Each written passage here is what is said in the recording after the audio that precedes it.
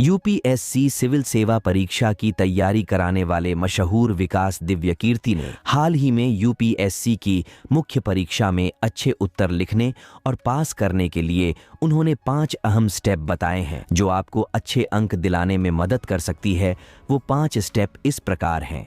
पहली स्टेप में विकास सर कहते हैं प्रस्तुतिकरण होना चाहिए, यानी कि आप अपने उत्तर को किस तरह से सजाकर लिखे हैं, दिखने में सुंदर हो, पढ़ने में दिक्कत ना हो, ऐसी आपकी उत्तर कॉपी होना चाहिए जिसे परीक्षक की उत्साह बढ़ जाए। दूसरी स्टेप में कहते हैं आपकी उत्तर में गुणों का प्रवाह होना चाहिए, यानी ऐसे उत्तर जिसका एक दूसरे के साथ लिंक हो और प्रवाह के साथ लिखे गए उत्तर परीक्षक को पढ़ने में मजा आता है। कॉपी में बढ़िया साफ सथुरी से लिखा हुआ होना चाहिए।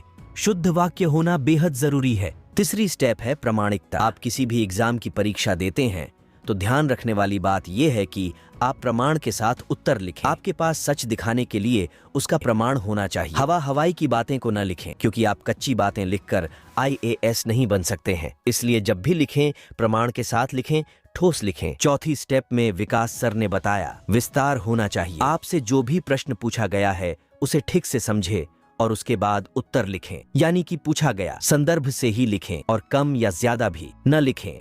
परोपर तरीके से लिखें, अनावश्यक बातें को न लिखें। 5वां स्टेप में उन्होंने बताया अनुपात और संतुलन होना चाहिए। प्रश्न पूछा गया है उसी के अनुसार उत्तर होना चाहिए, यानी दोनों पक्ष विपक्ष बराबर होना चाहिए और ये दोनों की बीच की संतुलन कैसी है ये भी बताना बहुत जरूरी होती है। प्यारे साथियों, वीडियो को करें लाइक, शेयर और सब्सक्राइब। मिलते हैं अगले की वीडियो में। Thank you.